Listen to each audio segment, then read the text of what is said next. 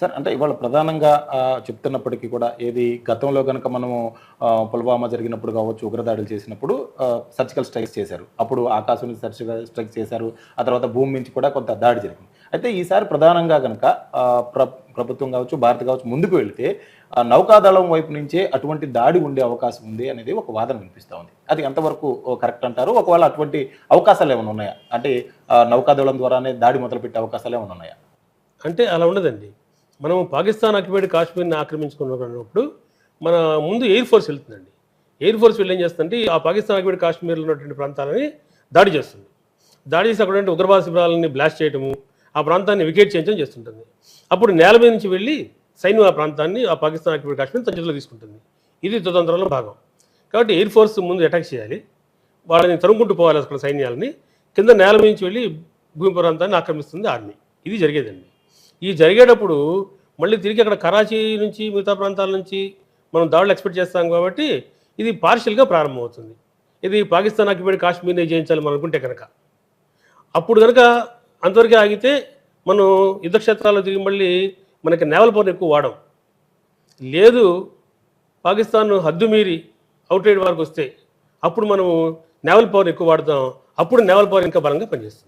అంటే ఇప్పుడు ఒకవేళ ప్రస్తుతం ఉన్న పరిస్థితుల్లో అంతా కూడా పీఓకే కేంద్రంగానే కనుక ఒకవేళ దాడులు కనుక జరిగితే గతంలో మనకి ఏదైతే 1971లో జరిగిన వారిలో తూర్పు నౌకాదళం చాలా ప్రముఖ పాత్ర వహించింది. విశాఖపట్నం కేంద్రంగా ఉంది. అప్పుడు గతంలో గాజీ అనే సబ్మెరైన్ కూడా మనం డిస్ట్రాయ్ చేయడం జరిగింది. ఇవన్నీ ఉన్నాయి. అయితే ఇప్పుడు ఒకవేళ పాక్ ఆక్రమిత కోసం చేసే ఫైట్లో తూర్పు నౌకాదళం పాత్ర ఏ విధంగా ఉంటుంది? ఒకవేళ అసలు ఉంటుందా? ఉంటే ఏ విధంగా ఉంటుంది?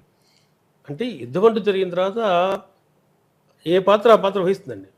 అయితే మీరు చెప్పినట్లుగా బంగ్లాదేశ్ లిబరేషన్ అప్పుడు అది ఈస్ట్ పాకిస్తాన్ కదా, అంటే బంగాళాఖాతం వైపు. అందువల్ల ఈస్టర్న్ కమాండ్ ఎక్కువ బలంగా పనిచేస్తుంది. ఇప్పుడు ఏమవుతుందంటే వెస్టర్న్ కమాండ్, ఇప్పుడు ఈస్టర్న్ కమాండ్ అంటూ ఏముంది, ఇప్పుడు ఐఎన్ఎస్ విక్రాంత్ అనేది మన నావల్ పవరు, అది ఇటు వెస్టర్న్ వైపు వస్తే వెస్టర్న్ కమాండ్ అంటాం, లేదంటే వెస్టర్న్ కమాండ్కి వెళ్తుంది. ఎక్కడ యుద్ధం అవసరం అది చేస్తుంది. బంగ్లాదేశ్ ఏదో ఒక మాట అన్నది తప్పితే, ఏదో మధ్యవర్తిత్వం అనే పదం వాటిని తప్పితే వాళ్ళేమి ఇప్పుడు యుద్ధానికి వచ్చే పరిస్థితి ఏమీ లేదు. అయితే మనం ఎందుకు జాగ్రత్త పడతామంటే, ఒకవేళ చైనా ఫ్యాక్టరీ మనం తీసుకుంటే ఏమవుతుందంటే అండి, చైనా అవుట్లెట్గా మనతో యుద్ధం అయితే చేయదు. మహా అయితే దానికి ఉన్నట్టు ఇంటెలిజెన్స్ నెట్వర్క్ని ఇస్తుంది పాకిస్తాన్కి, కొన్ని ఎమ్యునేషన్ లాంటి వాటిని సప్లై చేస్తుంది. అంతేగాని అది హోల్సేల్గా అయితే రాలేదండి. అయితే చైనా కూడా ఏదైనా వస్తుందేమో అనే ఉద్దేశంతో మనం కొంతవరకు ముందు చర్య కొద్దీ, లేదా మనల్ని చికాకు పెట్టచ్చు చైనా, దాన్ని ఆపడం కొరకు మనం ఈస్టర్న్ కమాండ్ని సిద్ధాంతం చేసి ఉంచుదామండి. ఒకసారి మీరు అడిగారు కాబట్టి నేను అది చూపిస్తాను చూడండి. చైనా యొక్క ఉద్దేశం ఇదండి.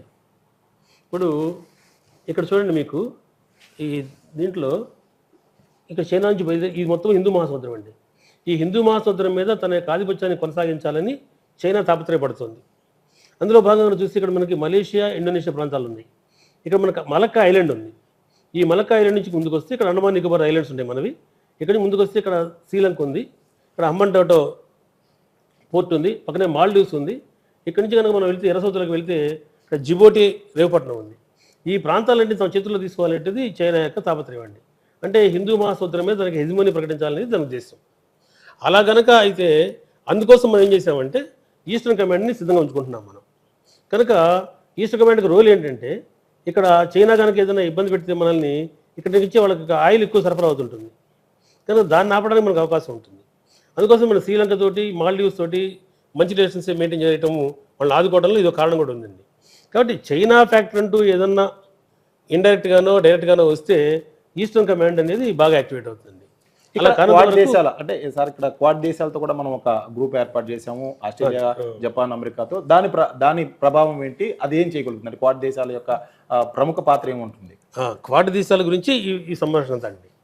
హిందూ మహాసముద్రం మీద చైనా తన ఆధిపత్యాన్ని తీసుకుందామని ప్రయత్నం చేస్తుంది కాబట్టి దాన్ని ఆపడం కోసమే క్వాడ్రిలేటర్ 4 దేశాలు, అమెరికా, మనము, జపాను, ఆస్ట్రేలియా. ఆస్ట్రేలియాకి ఎందుకు వచ్చిందంటే అండి, ఇక్కడ ఆస్ట్రేలియాలో తిరిగి మళ్ళీ పక్కనే సాల్మన్ ఐలాండ్స్ అని కొన్ని ఐలాండ్స్ ఉన్నాయి.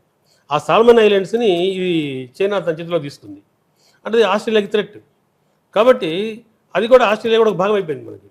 అయితే ఈ 4 దేశాలు ఎప్పుడు యాక్టివ్ అవుతాయి ఏంటండి, ఒకవేళ చైనా కనుక మన మీద యుద్ధం ప్రకటించి యుద్ధంలోకి దిగితే అప్పుడు మరి ఆ క్వాడ్ ఒప్పందం ప్రకారం వాళ్ళని రావాల్సి ఉంటుంది. అంతేగాని పరోక్షంగా వచ్చినంత వరకు క్వాడ్ దేశాలు జోక్యం చేసుకో.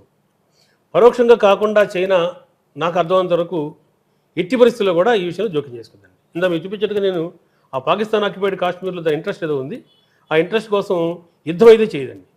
ఒకవేళ చేసే పరిస్థితి వచ్చినా మనల్ని ఇబ్బంది పెట్టినా ఇందాక మీరు అడిగిన దాని ప్రకారం ఈస్టర్న్ కమాండ్ అనేది రంగంలోకి ఫుల్ ఫ్లెడ్జ్లో దిగుతుంది.